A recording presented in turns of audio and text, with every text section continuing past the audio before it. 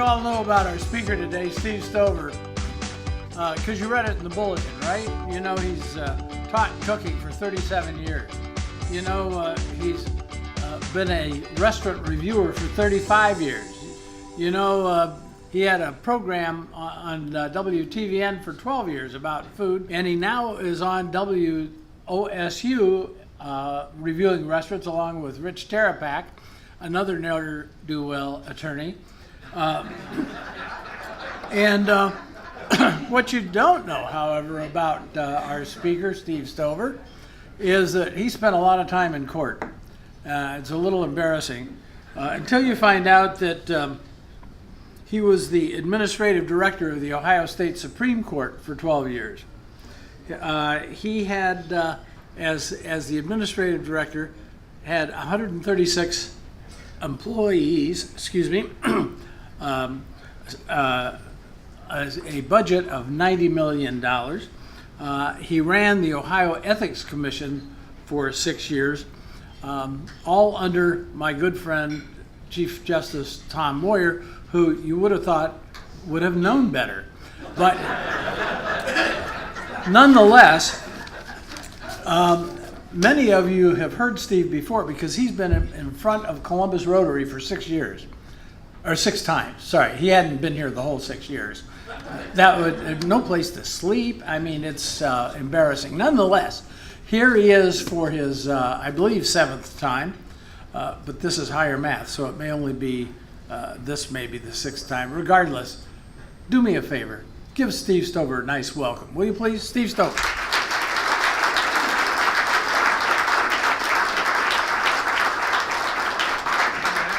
I'm glad to be back. As he said, it's about the 6th time I've been here, going back as far as 2001. And I'm especially honored to be the filling in the Columbus Rotary foodie sandwich between Chris Duty last week and the legendary Cameron Mitchell next week. I really enjoy our monthly visits on WOSU Radio. There's also, we have a blog, we have a lot of restaurant reviews, probably 150. If you're interested, you can find them at www.wosu.org, and you can get right to them at /chefs in the city. And we also teach cooking at Franklin Park Conservatory. Our gift to you is on the table today. It's the historic Columbus restaurants list, spawned by a speech we gave to the Columbus Metropolitan Club. There are about 3 on the table, but if you want to take notes, you have that opportunity. But Scott will make it available with your newsletter and online, I'm told, if you're interested. It's a listing of all the great former, first of all, there's a list of restaurants that have been in business 25 years or more. And secondly, there's a list of the late great restaurants. Think about things like Tommy Heinrichs and the Waterworks. Do you remember the Waterworks where you'd sit in a bathtub? But it brings back lots of memories, and it's particularly fun to have when you're drinking cocktails, because this will spawn even further memories. Well, as Dan said, I've been doing restaurant reviews for 35 years, and during that time, there has been a sea change in the Columbus restaurant scene. 35 years ago, the then grumpy gourmet, who, by the way, is now 97 and still grumpy, said that Columbus's ethnic cuisine was gim long, yang mei, and prosciuttis. But since then, we've gone from Midwestern meat and potatoes sameness to unbelievable amounts of world cuisine. We have excellent Japanese and ramen restaurants, Thai, Vietnamese and pho restaurants. We have 3 Filipino restaurants, 3 Tibetan and Nepalese restaurants, which I'll talk about in a minute, Caribbean, and even African and Somali restaurants. So I'm going to remind you at the end, but please think about getting out of your geographic and culinary comfort zone and try some of these wonderful foods that Columbus has to offer. Well, 35 years ago, Cincinnati was the queen city of Ohio restaurants, with the famous Maisonette, Pigaul's, and the terrace room high atop the hotel down there. But Columbus really arrived in the 1970s, and for the last 25 years or so, I think it's safe to say that Columbus, top to bottom, has the best restaurants in Ohio. Now, there have been some changes. In 2009, Hankey's Cuisine closed with the great chef Hartmut Hankey, and Rosendale's, which came and went. He went on to become the chef at the Greenbrier and the American chef at the prestigious Bocuse d'Or. And in fact, two of the Americans 10 years apart were Hartmut Hankey and Rich Rosendale. Then in 2015, Lantibes and Rigsby's closed. But the good news is since then, we have gained dozens of really wonderful, almost all more casual restaurants. And of the 2018 Columbus Monthly Top 10 restaurants, eight are less than 10 years old. And that would be the Veritas, the Guild House, La Tavola, Wolf's Ridge, and Gallery at the downtown Hilton. And 3 are less than 2 years old, Watershed, Service Bar at Middle West Spirits, and Rock Mill Tavern. And the only 2 oldies but goodies are the Refectory, which is 40 years old, and G. Michael's, which is 20 years old. And Columbus has really gotten a lot of press lately. There were 2 articles in Food and Wine about Columbus. I'll talk about some of the restaurants they were mentioning. Anthony Bourdain was here a couple years ago. Diners, Drive-Ins, and Dives did 2 shows on Columbus, including Sweet Carrot. And a really funny recent article, if you can find it, the Chicago Tribune did a whole page about Columbus as the home of Johnny Marzetti. No kidding. Veritas moved down here from Dublin. It has been the #1 restaurant in Columbus Monthly for several years. It's mostly small plates, creative, beautifully presented plates. They opened at Gay and High in a little sort of almost in the basement. They have a spectacular bar in a former bank lobby above, and then the restaurant is now, they're mostly doing a tasting menu now, but if you sit at the bar downstairs, you can taste some of the wonderful little menus, and I'm sort of thinking that may be the best restaurant. 2 new restaurants located in distilleries with outstanding, really young chefs. Service Bar at Middle West Spirits, that's at 5th and High. Behind there, it's a distillery, Middle West Spirits, and their chef, Avishar Barua, was the opening chef at Veritas up in Dublin. They have a really cool early 1800s bar, wood, and you can look into the distillery, and they have creative and very edgy small plates. I hear a theme going. Watershed Kitchen in the other distillery in Grandview Avenue. If you take First Avenue East into the huge complex, you'll find it looks like it's a little warehouse, but it's a really cute little restaurant, and they have a little patio, and again, it's a top 10 restaurant. So all of those are actually top 10 restaurants, and they were open generally in 2017, late 2016. The Keep in the beautiful Levesque Hotel. If you don't do anything else, go and sit at the bar. We got some bar hopping here. You could go to Veritas, and then the Keep. It's a French brasserie food, and the kitchen is actually out in the middle of the restaurant, bringing new meaning to the term open kitchen.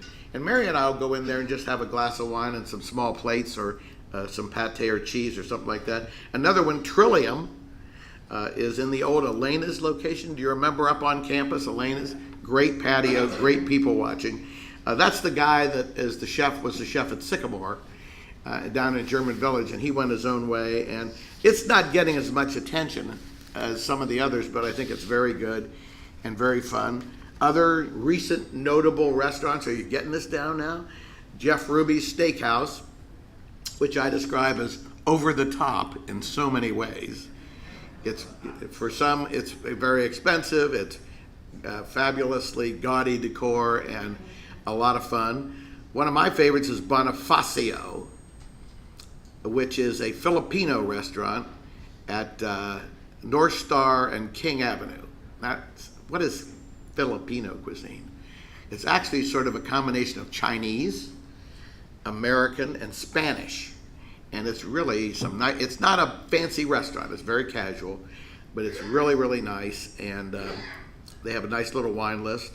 Another one is Kousaka Cocina, which is a new Mexican place in an old dairy barn in an Italian village, which is a big area now. Who knew that North 4th and South 4th, really from Main Street all the way up to 5th Avenue, is loaded with wonderful restaurants. I'll talk about that if we have time.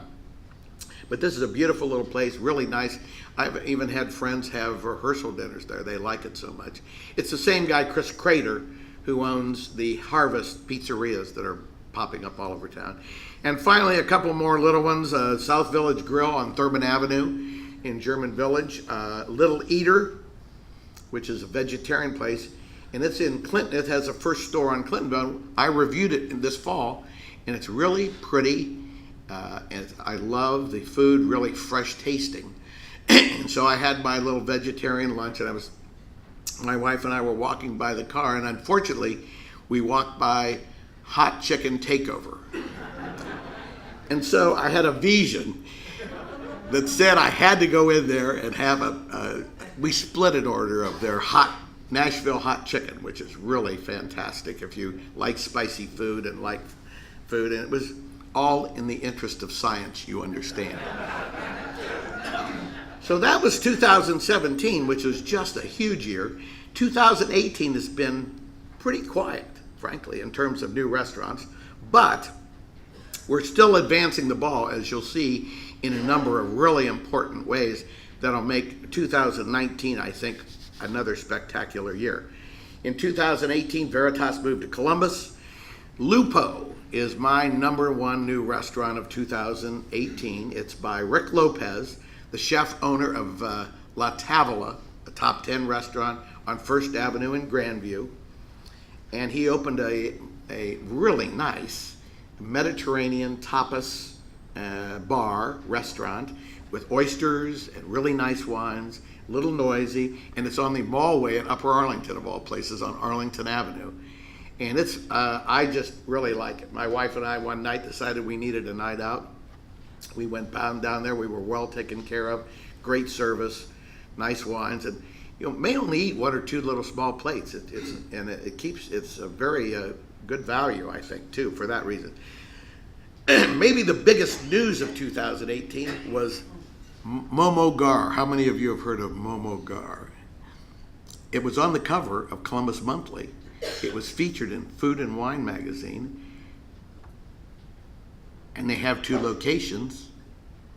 One has 6 seats and the other has 12. What it is, it's a Nepalese Tibetan dumpling place. And I can only tell you that we went there on a Saturday morning at the North Market and sat on some stools and met the lady. Punta is her name. And it's just become sort of a cult favorite in our house. There's a spicy tomato-based sauce and these wonderful dumplings some with chicken, some with pork. And they look like little pork buns. And they are just so yummy. And it's just created a sensation in Columbus. And it is, the 6-seater is at the North Market, and the 12-seater is in the Sagara International Market at Morse and Mays, if you're interested in doing that. Another great thing, my good friend and fraternity brother, Graydon D. Webb, has opened Ritzy's again, which makes me very happy. It's at the corner of Garden and High, and it seemed to take forever. The only things that changed is that Graydon was damn determined to make the French fries from scratch, but they're double cooked in the French way, so they're nice and crispy, and they still have the little flat burgers with the crispy edges and the tender scent. I get giddy. I didn't get this body for nothing. Harvey and Ed's is something new. The Cameron Mitchell deli concept in the old Kent Rigsby's restaurant, which was sad because I really like Rigsby's. The other big deal in 2018 was Rooftop Bars. There are now a dozen of them, and they all pretty much popped up this year. The 2 most notable are Juniper in the Smith Hardware building, which has spectacular views of downtown. Just go up about 5 o'clock, have a drink, and you can watch the lights come on, and the food is okay, good. The other one is, the other most notable is Vaso Rooftop Lounge in the AC Hotel at Riverside and 161 in the huge Bridge Park complex. I think there are probably 12 to 18 restaurants in that huge complex. Who knew Dublin would become a dining destination? It's got a Cap City. It's got the new hen quarter, a Southern cuisine. It's got one of the Pins billiard places. Fado Irish Pub moved up there. Kousaka Cocina from Grandview is going to move up there.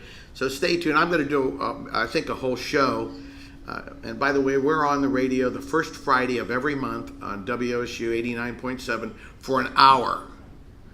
It's my favorite thing. My good friend Rich Terapak and I can hark back to Saturday Night Live and say, "Rich, you ignorant slut," as in the, never mind.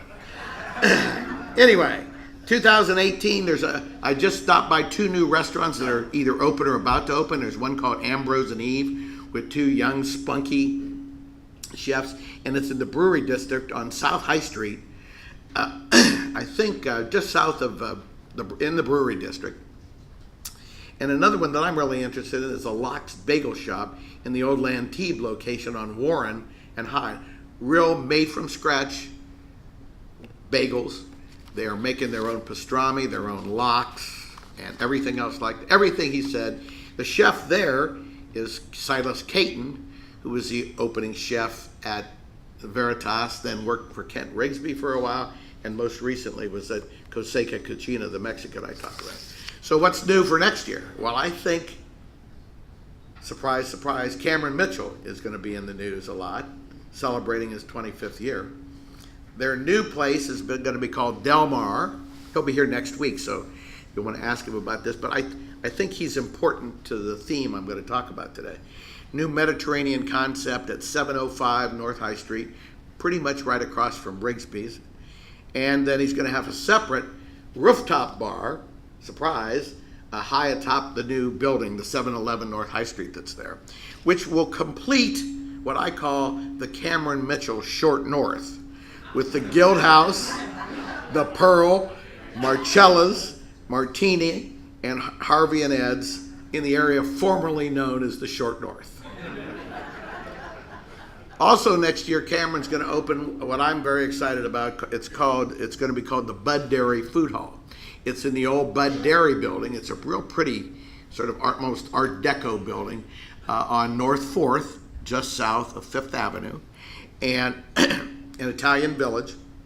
It's important because it will allow 9 young food entrepreneurs to test drive their restaurant concepts. And I think as it's envisioned, then they can move out into their own brick and mortar stores. And I just think that's so great for the development of restaurants in Columbus. And you might want to ask him to talk about that next week. And then finally, he donated $2.5 million to Columbus State to fund the 80,000 square foot hospitality management and culinary arts building at Columbus State, which in my view, it's expected to open next fall, which is these things together, the food halls, the rooftop bars, and this hospitality management thing, I think is going to help us take Columbus to another level in restaurants, a huge leap forward. And I think it reflects what I think is the most important thing happening, not so much new, but important, is that Columbus is really a food incubator. Think about it.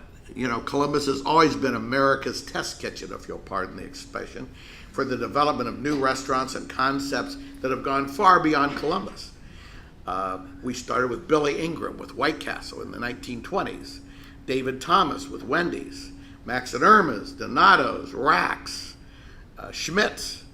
The current leaders in food entrepreneurship are Cameron Mitchell with 16 concepts with the new ones, 32 restaurants plus 23 Rusty Buckets, Bravo Brio, and now Piata, involving Chris Duty. And who would have guessed that City Barbecue now has 41 locations, even in the deep south of barbecue country, and Jenny's has 24. So now that's the current wave. The new wave is young food entrepreneurs, some of them chefs and some not. North Star Cafe now has 8 restaurants open or planned in 3 different concepts: North Star, Third and Hollywood, and Brassica, which is a Middle Eastern version of piata, where you go down the line. It has great stuff like lamb sausage and stuff. And the Crest, the Grow Group, has 7 restaurants. The 2 Crest restaurants at Market Italian Village, if you haven't been there, they have a new chef now. And Chris Crater, who I talked about before, 6 Harvest Pizzerias, the Sycamore, and Kousaka. So they're building, and now come along the newest of the new, Angela Petro, the famous caterer from 2 Caters, opened her 3rd Sweet Carrot up in Dublin just a couple weeks ago. Fox in the Snow, the wonderful little bakery cafes, have 3. The one on North 4th, the one on Thurman Avenue in German Village and New Albany, and Brewdog Dog Tap. The Brewdog Brewery now has 3 pubs floating around Columbus, one in Franklinton in the short north. And even Jeff Sow, who's from the Kahiki family, has a thing called Fukuyuru Ramen, and there's one on Lane Avenue, and there's one in Bridge Park in Dublin, and he's about ready to set up a commissary kitchen so that he can expand even more. By the way, they're really good. I was there for lunch on Friday. So that's, I think, the biggest trend is the Columbus is a food incubator. Another one is fast casual.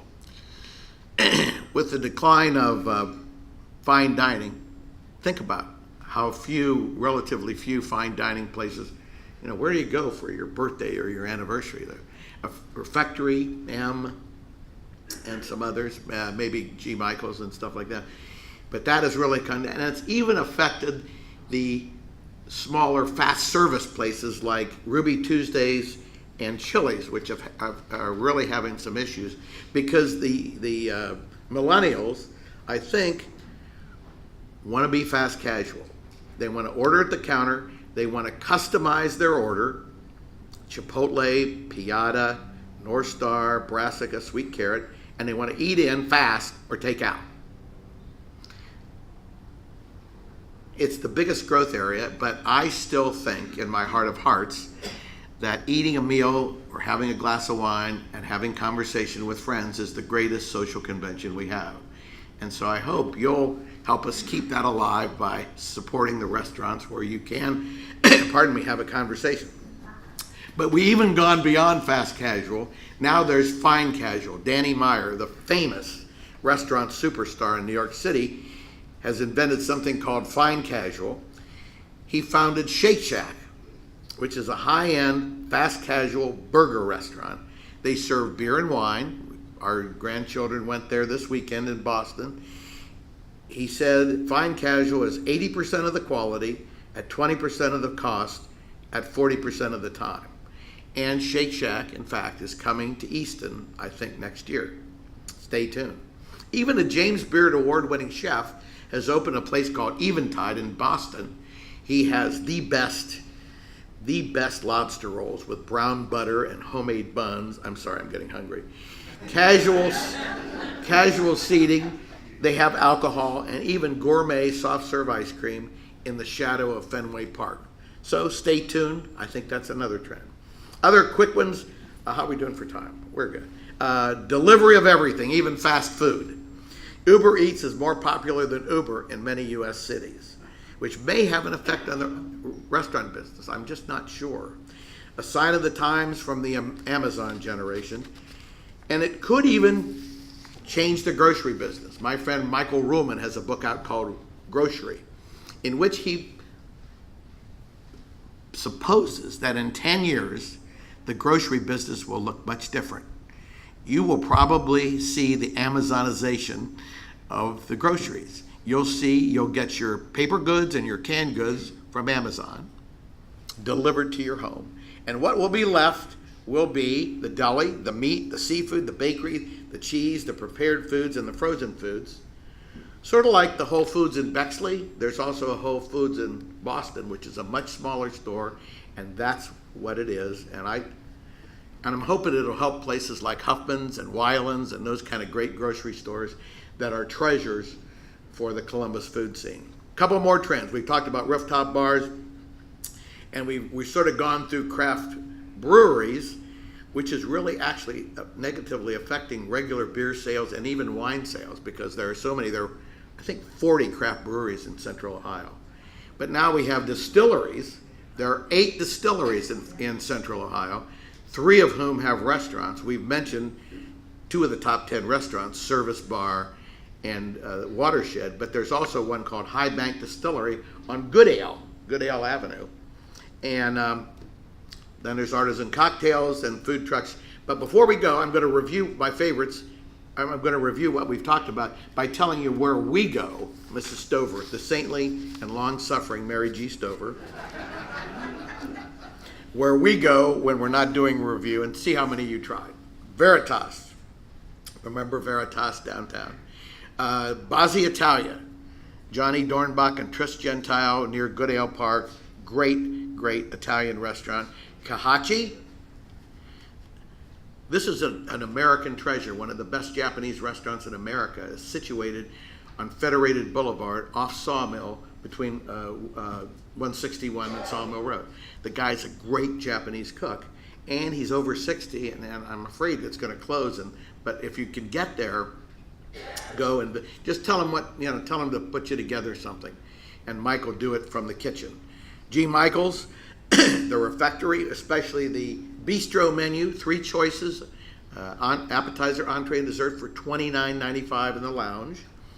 The La Tavola I've mentioned, the Guild House, my favorite Cameron Mitchell restaurant, Giuseppe's Retrovo out in Bexley, Kirk Herbstreit, Herbie on Saturday said he picked out as his favorite restaurant on the road, and with Giuseppe and his wife. Rock Mill Tavern, the brewery in Lancaster has again a top 10 restaurant.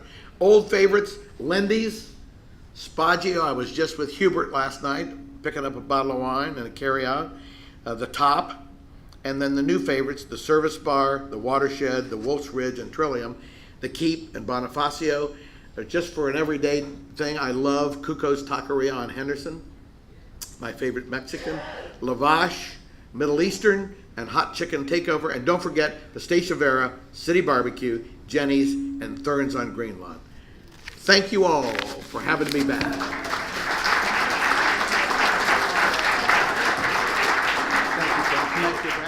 Steve, it's always a pleasure to have you here. It's a notice of how time goes fast that we have you on kind of an every 2 to 3 year time frame, and it seems like you were just here. Those were great updates. We'll take a few questions before Steve has to depart. Bill? A lot of our family traditions used to revolve around going to Schmidt's and other places, but now increasingly our children are becoming vegans. And it's complicating the food scene for us. What are the 3 or 4 top vegan places in Columbus? Well, I don't know that I could name vegan restaurants, but I think we have a lot of friends who are vegan, and what we normally do is we call ahead and let them know we're coming, and virtually any good restaurant, I would say Spagio would be a good example. The good thing about Spagio, you got something for grandparents and something for kids, and they can, if they know, and you ensure that they will have things that absolutely that's an option. So I would say pick your favorite restaurant and call them ahead and ask, and they will do that. Thank you again. Thank you all. Thank you for joining. Thank you for being a close Rotarian, being a turn, be the inspiration.